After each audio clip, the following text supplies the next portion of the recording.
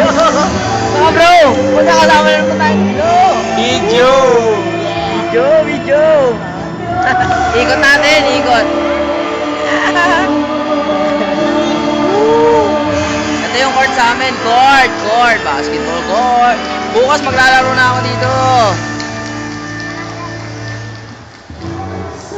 The world, I can go In-stop agad.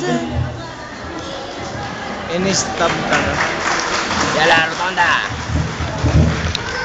Ba't pakilamero kang baboy ka? Thank you very much, Miss Sarah. Ang taba-taba mo! Ano naman to? Ano naman yan?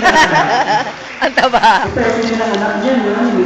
Ano pala to? Now this time, let's hear from our special guest, the former Councilor and soon-to-be Councilor once again, Councilor Julian Cosete.